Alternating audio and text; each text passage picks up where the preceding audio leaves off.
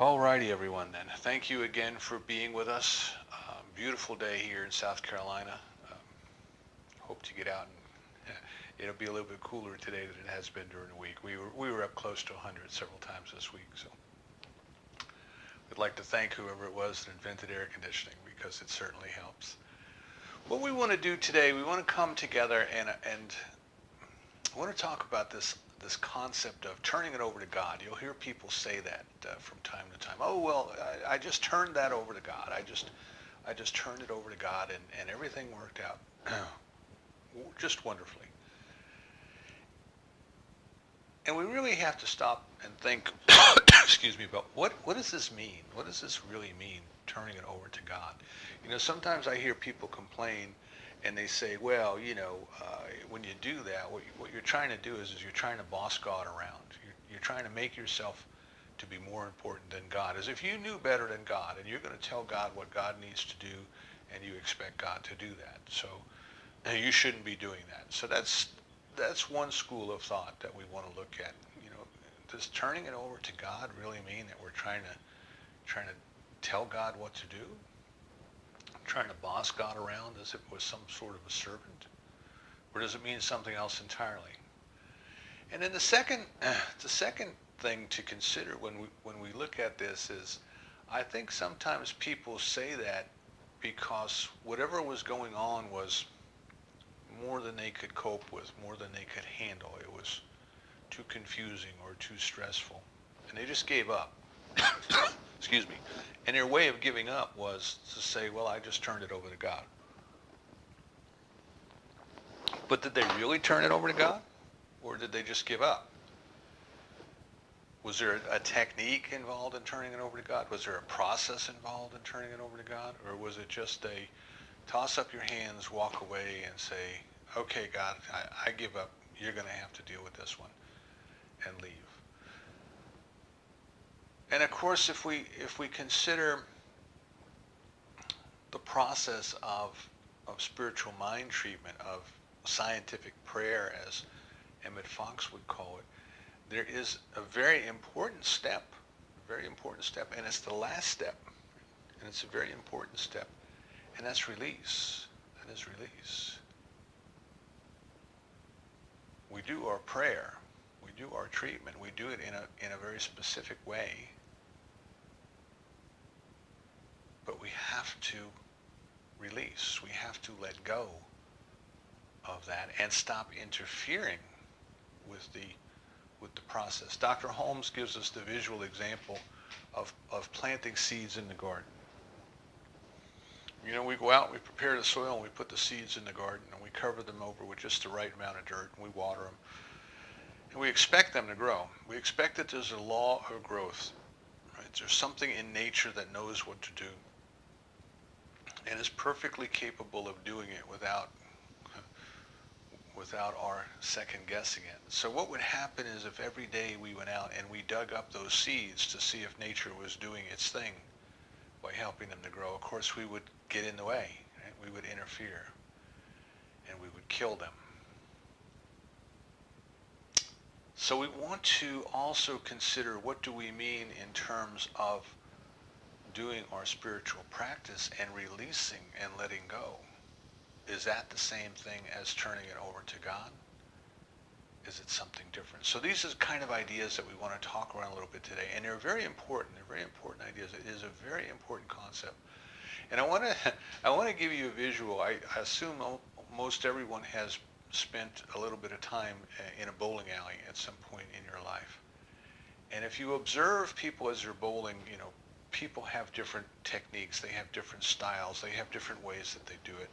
And watch or remember what people do once they release the ball. Right? So they get the ball and they take their stance and they hold the ball up in the air, and they each have a different approach. Some step off on the left foot, some step off on the right foot. They each have a different board on the alley that they try to put the ball down on, and try to give the ball just a certain amount of rotation in one direction or the other, with the intention that the ball will go down the alley and then it will turn in and it will go into the pocket and get a strike. But if you watch the people as as they release the ball, watch what they do. There's one group of people that'll release the ball, and then they'll just stand there and they'll watch it go down the alley.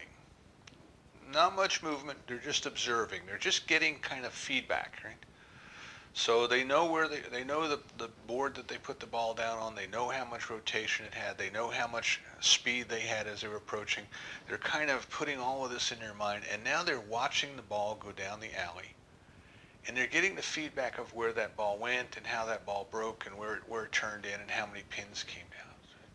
And they're going to use that information so the next time they go up, the next time they make their approach, they're going to have a little bit more information about how that particular alley reacts to that particular ball on that day, right?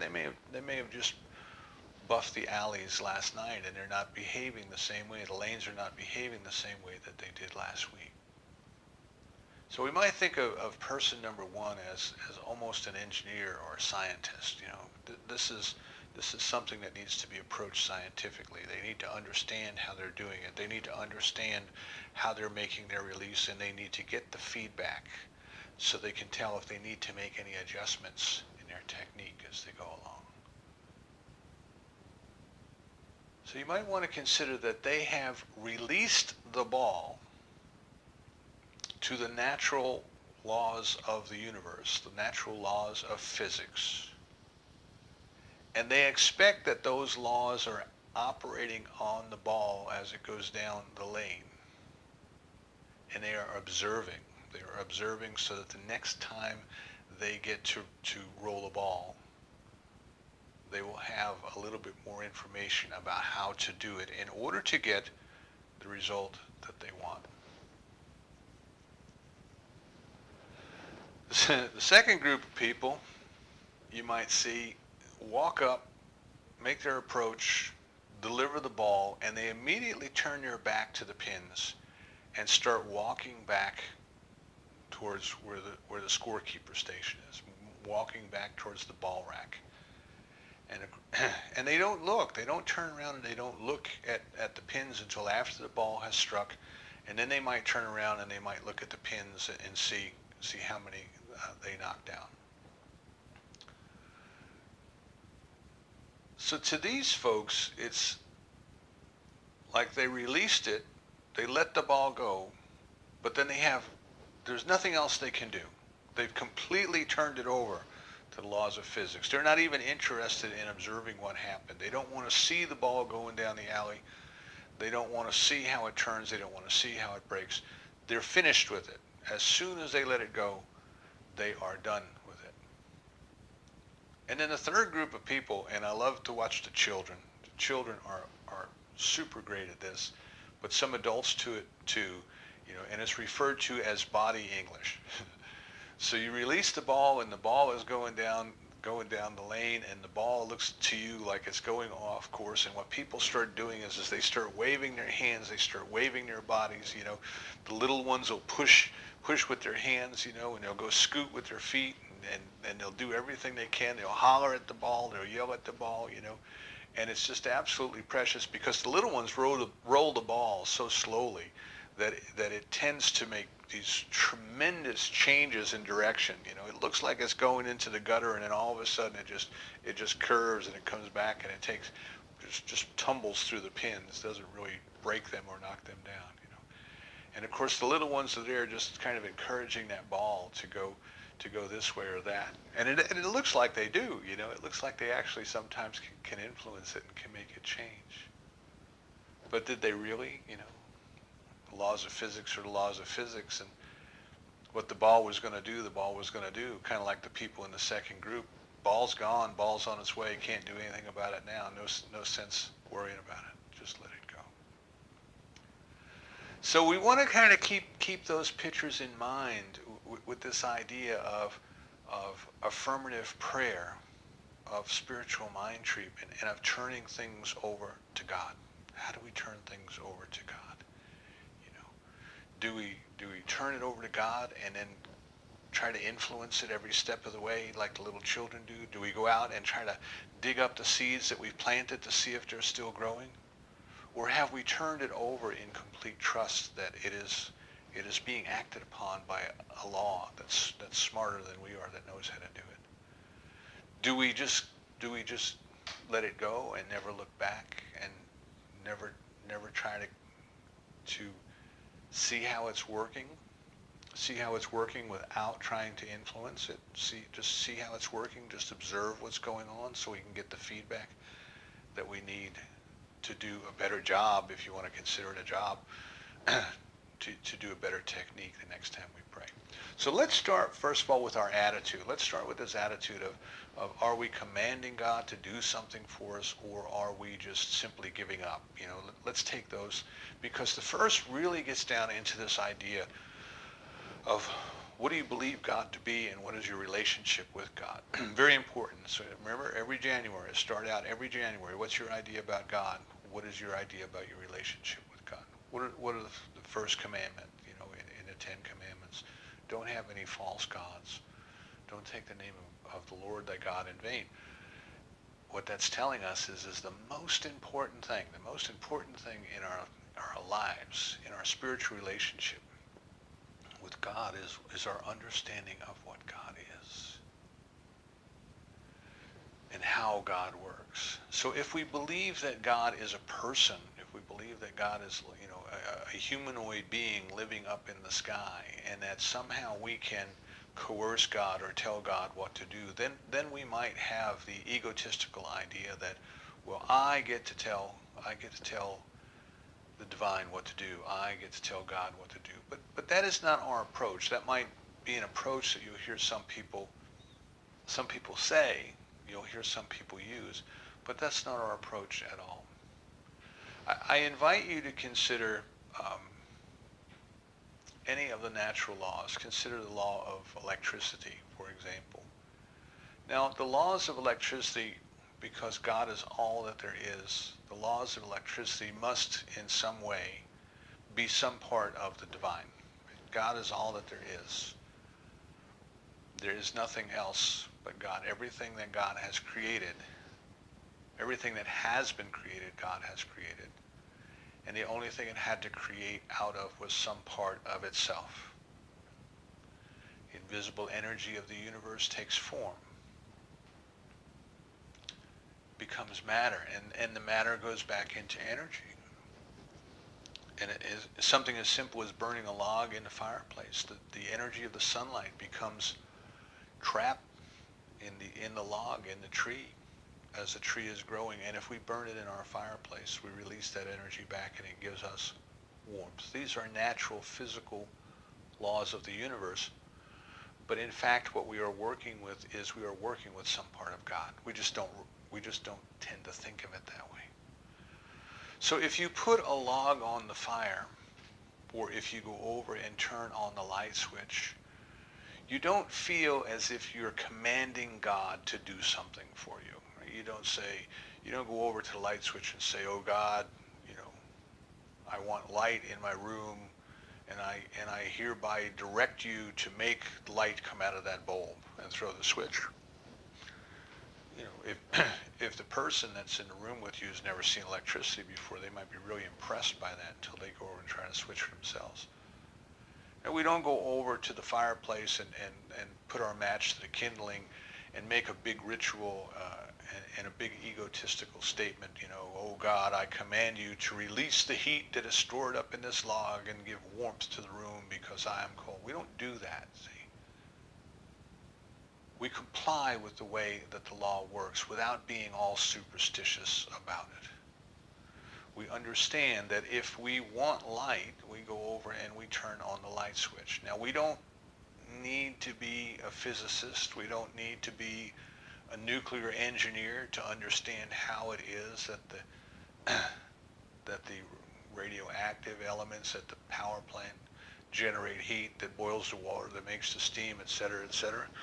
We don't have to understand the principles of power transmission and step up and step down voltage and all of those things that engineers love to talk about. All we have to know is that we want light. We've complied with the way that the laws of electricity work, and as long as everything is put together properly, the bulb works and all those kind of things, we'll get light. We don't feel superstitious about it. We don't feel boastful about it.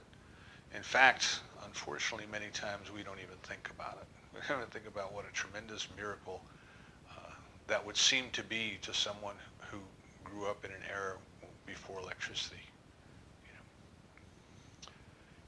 By the way, just a side note, when electricity was new and Edison was going around trying to get people to wire up their homes for electricity, people were afraid. They were afraid. They didn't want to wire their homes for electricity. They were used to working with oil lamps, and they weren't quite sure about this new electrical light.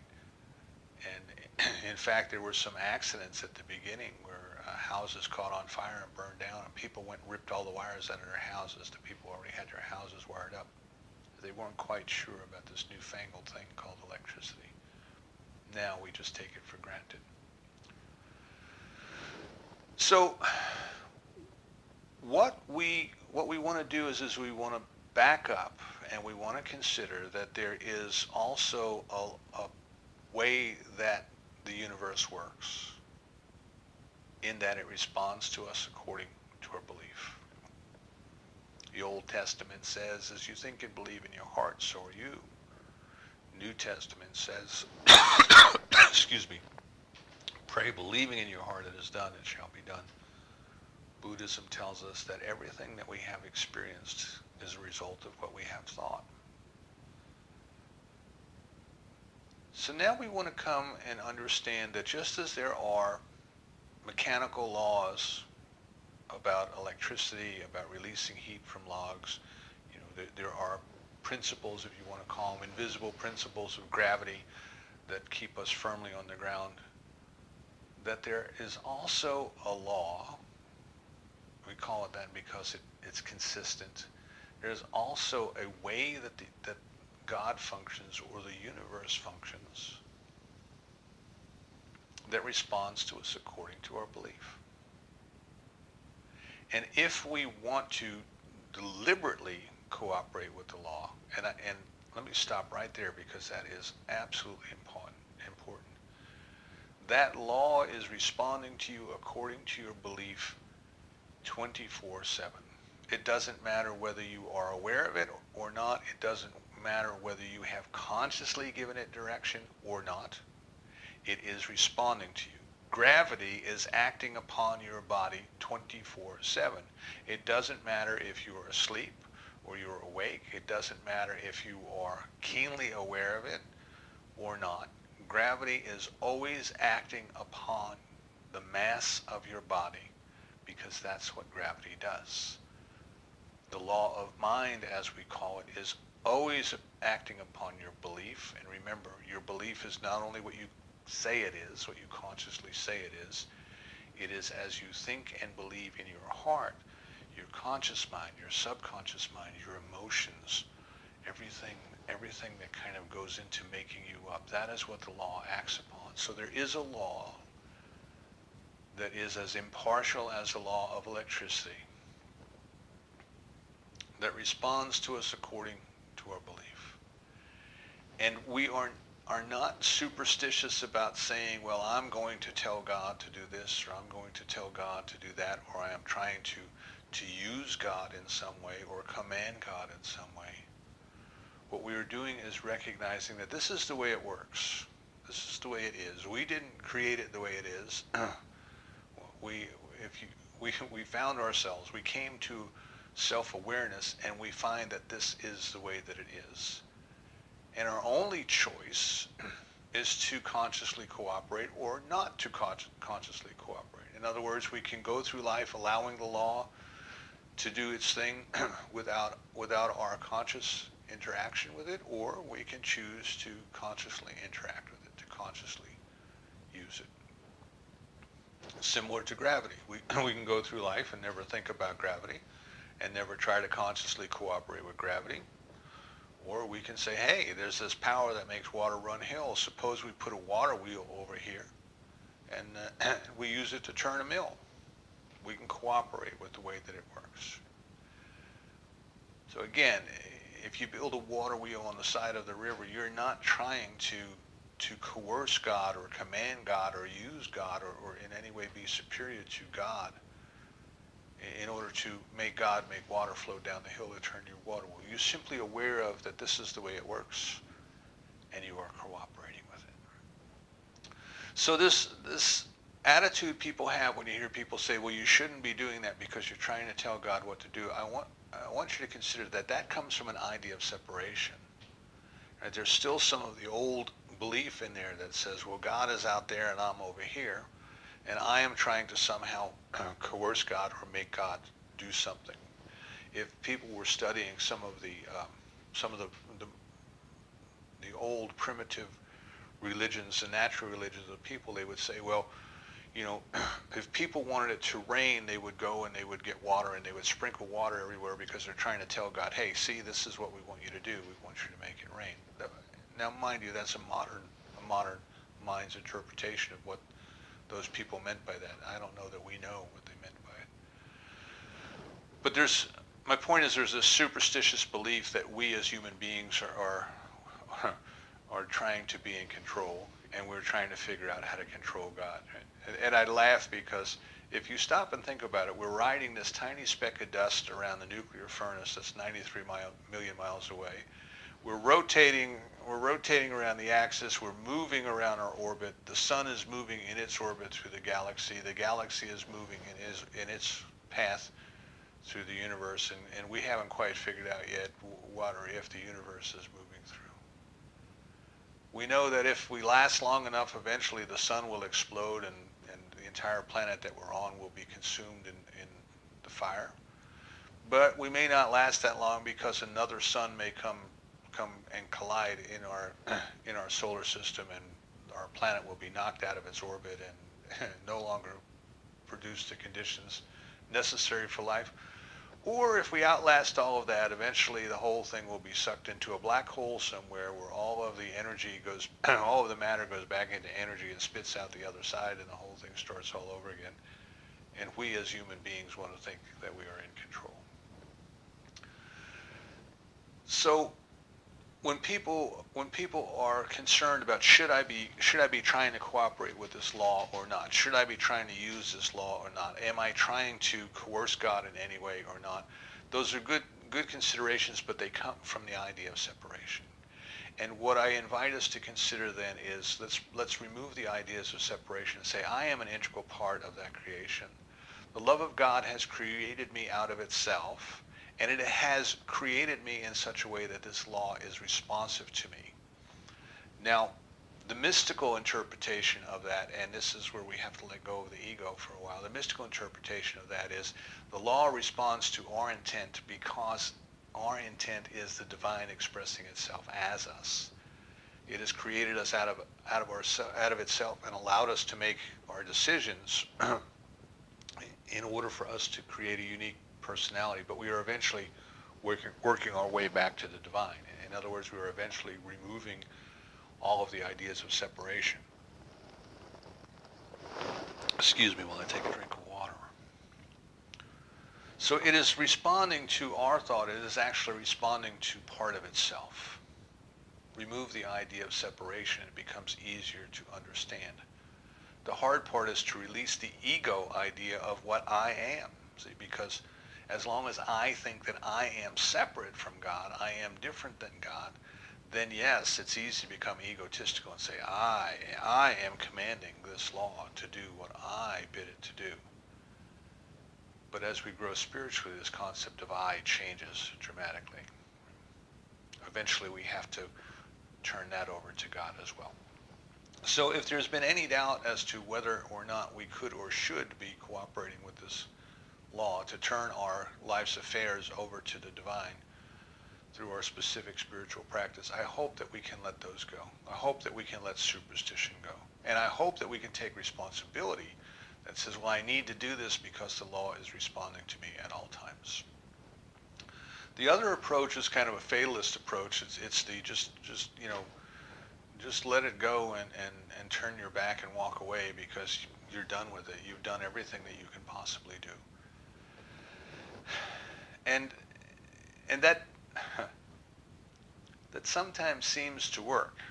And here's why. It seems to work because, number one, we get ourselves out of the way. We stop trying to muck with it, and then it has whatever the situation is, has an opportunity to work out for the highest good of all concerned. Number one. And number two, the law is still working according to our subconscious belief. So even though we say, okay, God, I give up.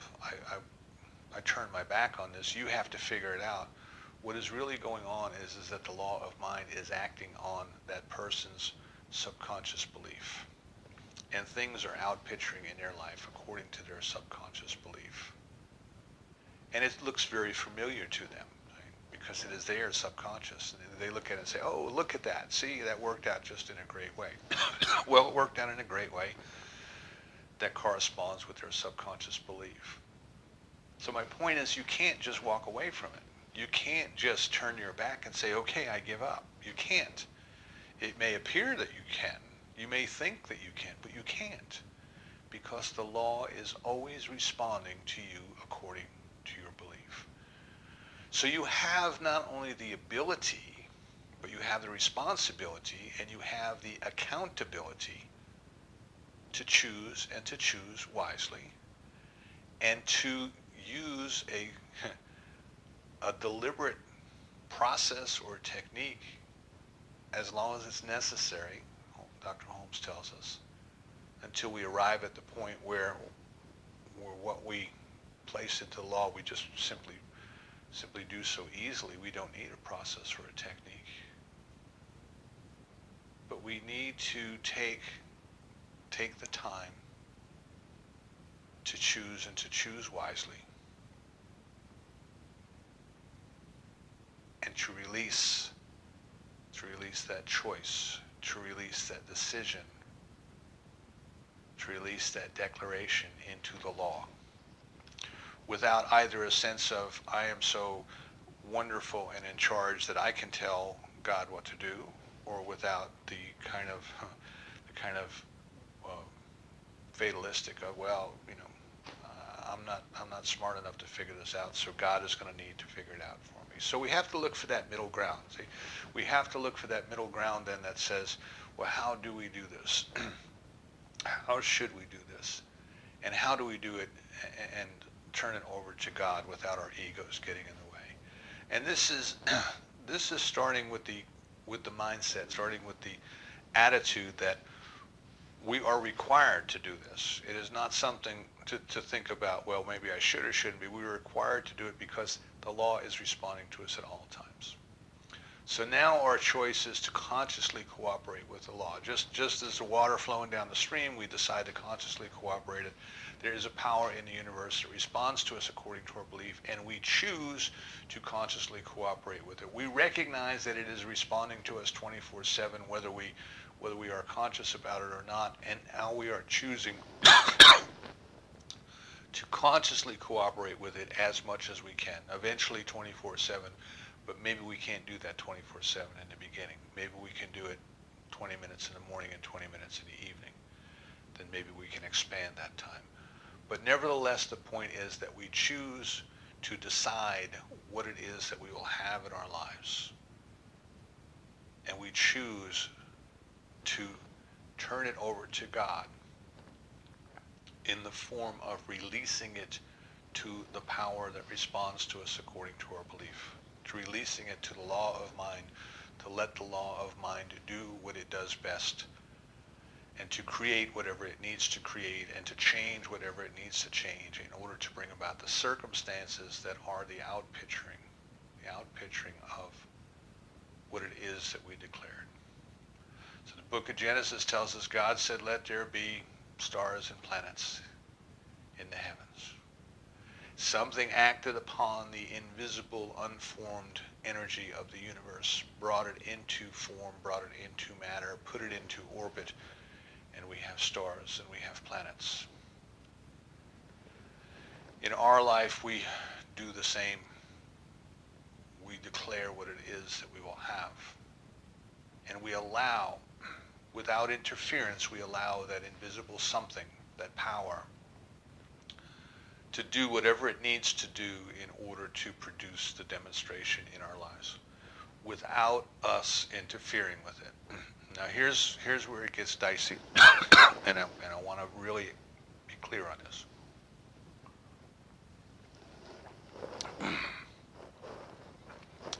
If we do our practice, if we do our treatment, and then we go out and we try to make it all happen by our willpower, by asserting ourselves, by doing all of the things that we normally would do, we haven't released it. We haven't let it go. In other words, we've released our prayer, we've done our prayer, we've released it to the universe, we've released it to God, we've turned it over to the law, but we're not quite so certain that the law is going to know what to do. It's going to need us to help it along a little bit.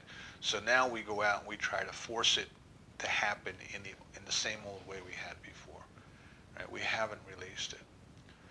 So there's a couple things that we can do here. One of them is, do we release it and do nothing? Do we release it and sit around and wait for it to happen? And the answer to that is sometimes we do. Sometimes we do. Sometimes we don't do a darn thing, and it happens. The demonstration unfolds, and it comes to us, and it's delivered. It's delivered right on our doorstep. Excuse me. I'll give you an example of looking for work. 3 times in my life, I was treating to know that there was another opportunity for me, that I had completed what I was came to do on that particular job. But I hadn't yet gotten around to a serious job search. Hadn't gotten around to dusting off a resume and sending it out to all the usual places. And 3 times in my life, the phone rang and somebody unexpected called and offered me a job. Boom, there it was. I didn't do anything. I didn't try to make it happen. It was just there. I did my treatment. I released my treatment. I went on. I was doing other things, and there it was. The job opportunity came to me. It doesn't always happen that way for people. So this is why we say you have to treat and move your feet. Right? It's a Quaker saying, pray and move your feet. You do your treatment, but now you have to start doing something. You have to start moving. The difference here is in the spirit in which you are moving is not a spirit of I'm going to go and make it happen. The spirit in which you are moving is I am moving so that God can steer me. Right? The old saying, even God can't steer a parked car. I am putting myself in motion. I am doing the things that seem reasonable to me, but there's an internal shift in that I don't feel like I'm trying to make it happen.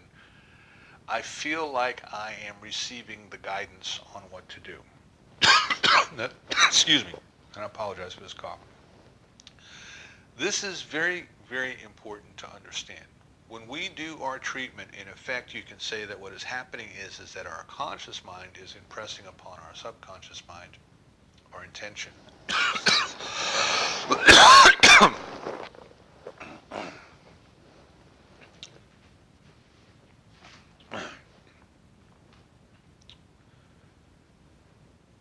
But what happens then is that our subconscious mind then gives our conscious mind information through intuition.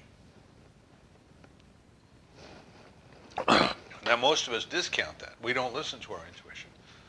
But we have to learn to listen to our intuition, because this is in part the way the law operates. Is now, right? Our subconscious mind has access to all the information that there is, the collective unconscious, if you will. And it is trying to reveal to us our guidance of where to go and what to do. And if we're not listening, if we're not paying attention, we'll be in the wrong place at the wrong time. Our ship will come in and we'll be at the airport. So we have to learn to listen. We have to put ourselves in motion and say, for example, okay, the normal thing to do when looking for a job is to prepare a resume. I've done my spiritual practice. I've done my treatment. I've released it and let it go. Now I'm going to start to prepare my resume, and I'm going to listen for guidance. And remember, your guidance is usually a feeling. It's not necessarily an intellectual idea. It's usually some sort of a feeling.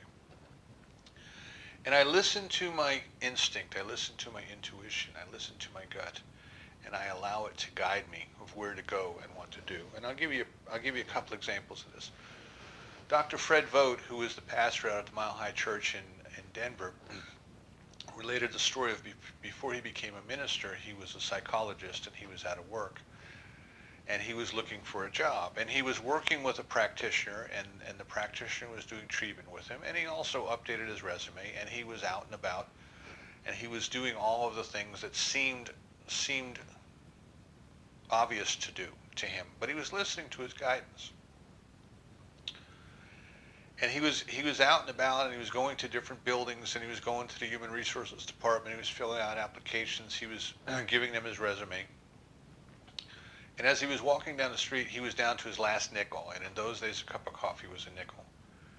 And he thought to himself, well, you know, holding on to the nickel's not going to do a whole lot. There's not a lot you can get with a nickel. I'll just go over to this diner, and I'll sit there, and I'll have a cup of coffee, and I'll just relax a little bit and see what my next steps are. And as he was sitting in the diner having his cup of coffee, two gentlemen came in and they sat down at a table right behind him, and they started talking about someone who just left the company that they worked for. And one said to the other, he said, they're really going to have a hard time replacing him, because you're going to need somebody who knows how to do this, and this. And Dr. Fred said while they were going down their checklist, he was going, I can do that, I can do that, I can do that, I can do that, I can do that. He was in the right place, he was at the right time. He went over to the men and he said to the men, he said, excuse me. He says, I didn't mean to overhear, but I couldn't help it overhearing. He says, I believe I'm perfectly qualified for that job you just described. Where do I go to get it? And they said, well, you go right across the street into that building, you go up to such and such a floor, and you go ask for so-and-so at Human Resources, and you talk to them. And he did, and he got the job. So my point is, he was acting as if. Very important concept. You do your treatment and you act as if. Sometimes people will say fake it till you make it. That's not entirely what I'm talking about. Fake it till you make it means that if you have an emotional block, emotions don't respond to logic and reason, but they respond to action. So if you have an emotional block that's preventing you, you have to get yourself moving. You have to start moving. You've got to go do something in order to move past that block. Susan Jeffers' book, Feel the Fear and Do It Anyway, is a great book if that's an issue for you. Now I'm acting as if, because once you come to the complete realization that it is already done in the mind of God, you have already done everything you need to do through your treatment work. You have released it to a law that knows better than you do how to get it done. It's inevitable, it's immutable, it must happen. Now you start to act as if.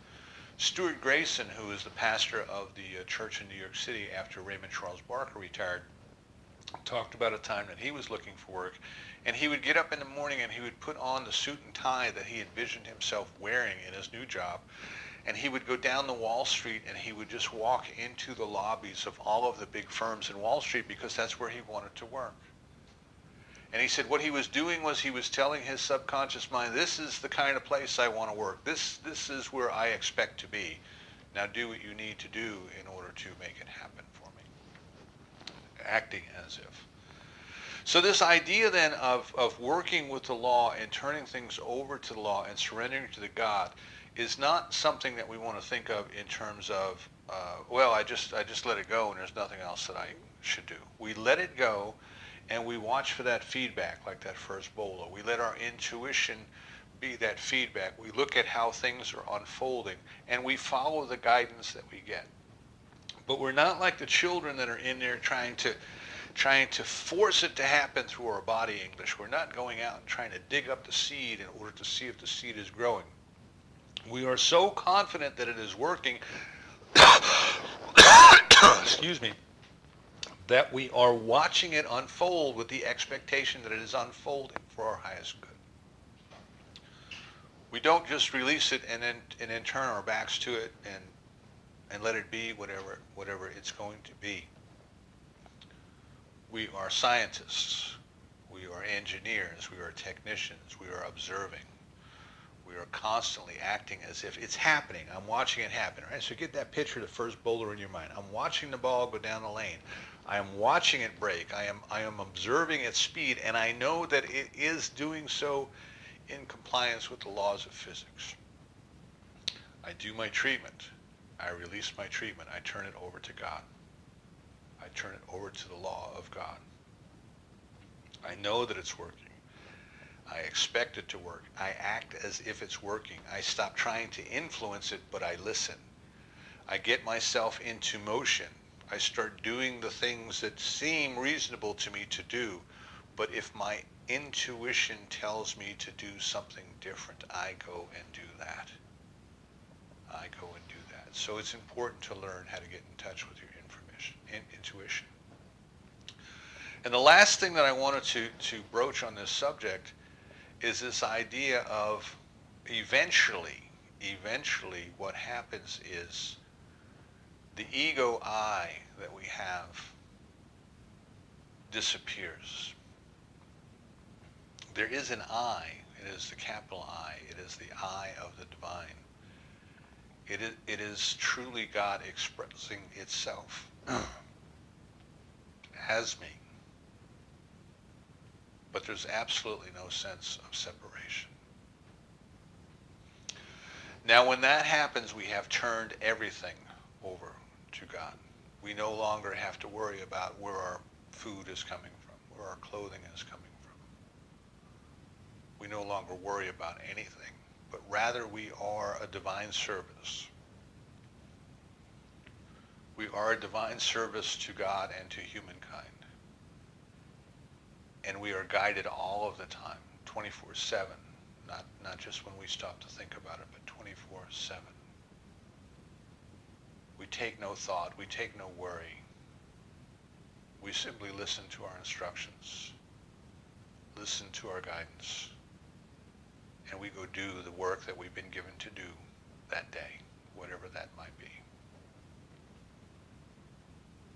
So think of this learning how to use the law, learning how to cooperate with the law as a practice of surrender, a practice of turning it over to God. Recognize that no matter how hard you and I kick and scream and moan and groan, that someday this entire planet will be gone. Someday these bodies will be gone. But there is an intelligence, there is a consciousness that persists.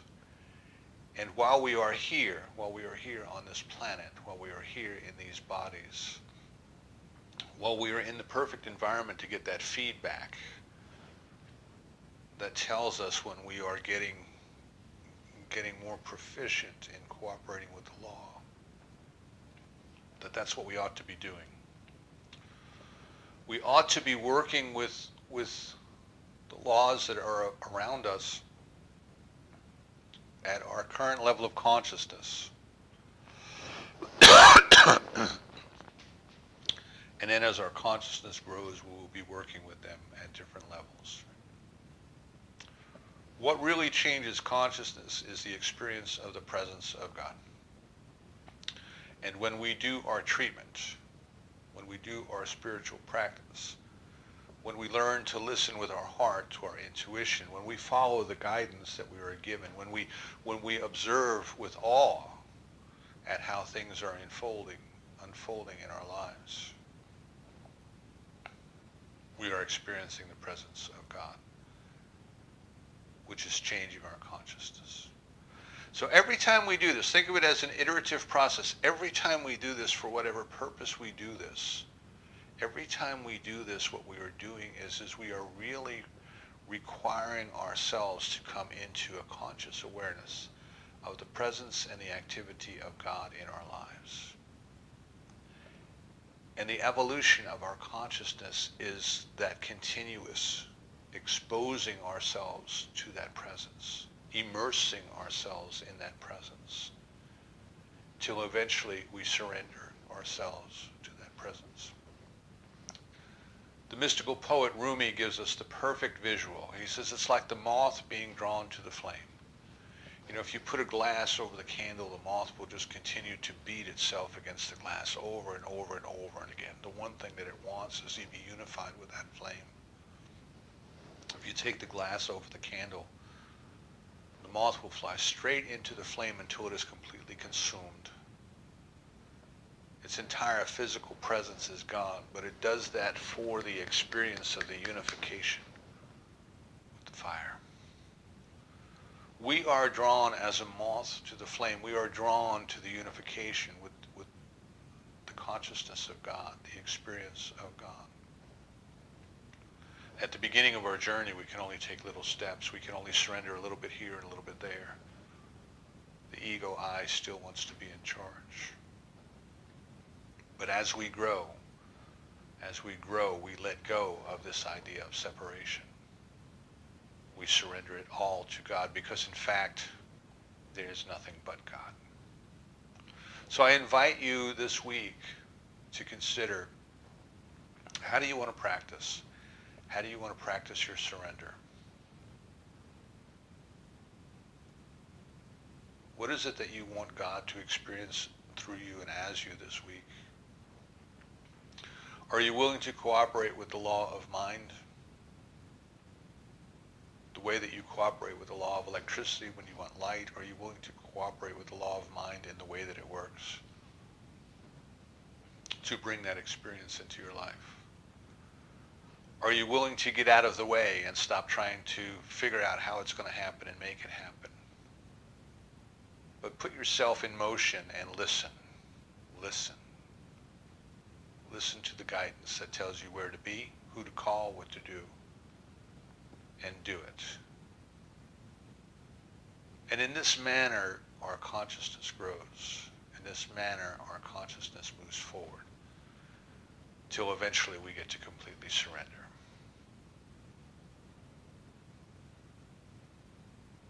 That is the ultimate for us. That is the caterpillar emerging as the butterfly. It completely gave up everything it thought it was and emerged anew. But we take that journey one step at a time, one treatment at a time, one surrender at a time. And so it is.